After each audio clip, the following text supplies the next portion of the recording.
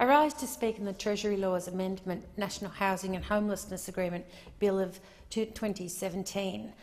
I just wanted to make a quick note about the last comment of the last speaker before I get into this. And whilst I agree we do need housing for women who are victims of domestic violence, I actually believe it should be the other way around. Rather than the victim having to leave the home, there should be better state laws to move the person who's doing the victimising to move out of the home. So there's a bit of flip on that circumstance, and that's a state government thing, and they need to get their act together. The government is introducing a new housing and homelessness agreement with state and territory governments to increase the supply of new homes and improve outcomes for all Australians across the housing spectrum, particularly those most in need, those who will find it hardest to buy their own home, those who are looking at being turfed out of a rental home. The 2016 COAG report on performance confirmed that 3 out of the 4 benchmarks that had been originally set and were being adopted by the National Affordable Housing Agreement had not been achieved, despite the government providing the states with over $9 billion since 2009. From that period up until 2016, growth in the size of social housing stock didn't change, and the numbers on the waiting lists have actually increased. And this causes any common-sense politician to question why there has been no change in the number of houses built, or why there isn't a reduced number of people on the waiting list. Clearly, there is a need to change the foundation stones of this particular funding. The government aims to deliver more affordable housing and build more homes, unlike the previous funding model, where only 1 out of those 4 benchmarks was actually achieved. Originally, there was an expectation of a 10% reduction in the proportion of low-income renter households who experienced rental stress. There is no evidence that that progress has been made. The trend actually shows an increase of more than 7% of people who are experiencing rental stress. There was supposed to have been a 7% reduction in the number of homelessness, but there has been a 17.3% increase. There was supposed to have been a 10% increase in the proportion of Indigenous Australians who own their own home. There is no evidence of any increase there.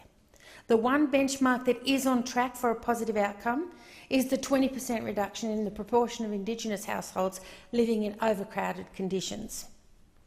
The new agreement makes sure the funding level is maintained and is ongoing, being kept at the current funding level of over $1.3 billion per year, provided under the National Affordable Housing Specific Purpose Payment, which clearly didn't work. It only met 1 target out of 4. The new national agreement will have the requirement for concrete outcomes to build more homes and make sure there's housing outcomes across the entire spectrum. It will include specific funding for homelessness and provide greater certainty to the providers in the front line of those who provide homelessness services directly to those people.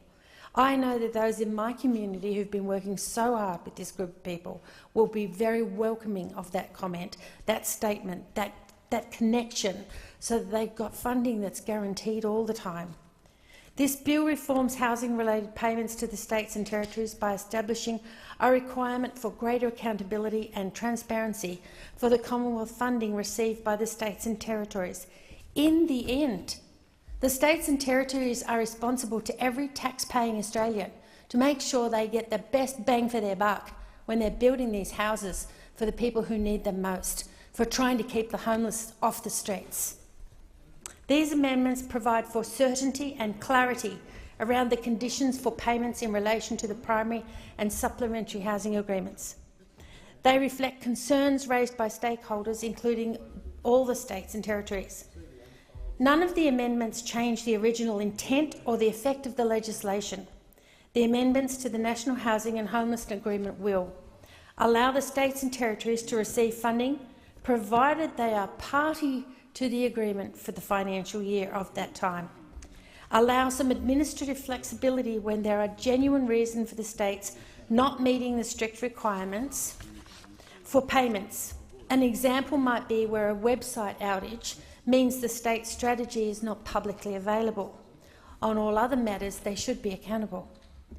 It will also clarify the expectation that state housing strategies must not only contribute to meeting the aims, but should wholly meet any housing supply to meet the projected demand. We know we are going to have an increasing demand. We know we need to meet this. We know that there are people out there living rough, and we need to address it.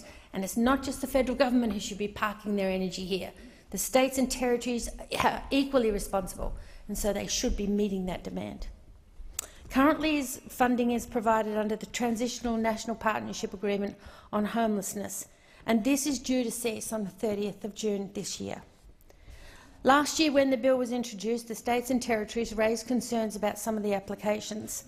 The amendments that are provided here add additional certainty and clarity concerning the conditions for payments in relation to primary and supplementary housing agreement.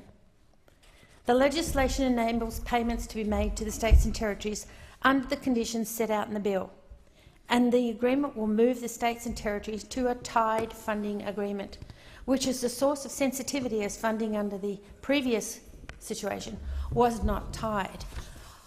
Personally, I can't fault this aspect of tied funding. In fact, it was that statement alone that made me feel so strongly about this legislation.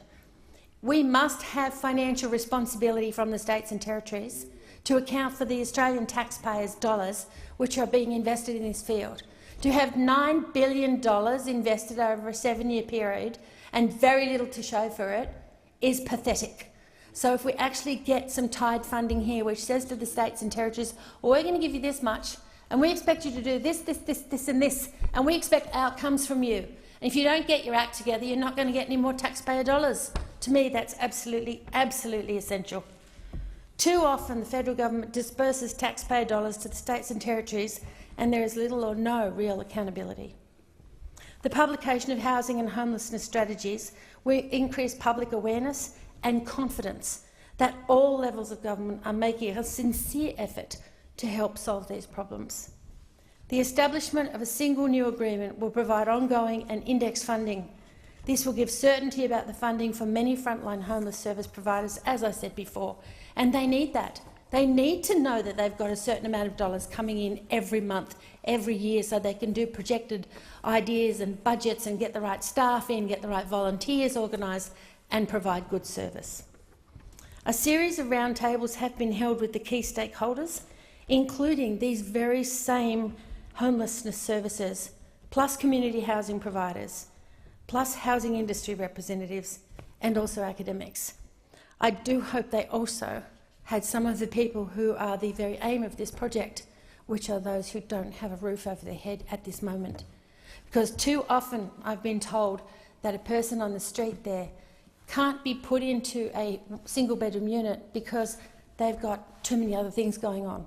And a young mum who's got 3 children, who's living rough in the car, can't have the 3-bedroom house that's vacant 3 doors down from my office, because each one of those children, according to the rules, must have their own bedroom. What that mother wouldn't give to have that house, and she's quite happy to put double bunks in one of those bedrooms. We need to be realistic, we need to be common sense. There needs to be a really good solution strategy for this, because too often I have people coming into my office who need fuel for their car so that they can get from place to place. They can't get into a house because the rules say there's not enough bedrooms, but all they want is a roof over their head and security. I went and spoke to 2 girls who were camping up at the showground. One of them had an opportunity to get into the backyard of another person's house and live in their garage that had been made into a makeshift flat. Couldn't go because she had a dog. So she was living rough up at the showground. Unfortunately, women in those circumstances are more vulnerable than they are in any other space and place. These girls were both victims of domestic violence. They both had a roof over their head, and the perpetrator was still living in the house. For goodness sake, states and territories, get your act together. Stop victimising the victim, making it worse for her. Leave her in the home and move the perpetrator out.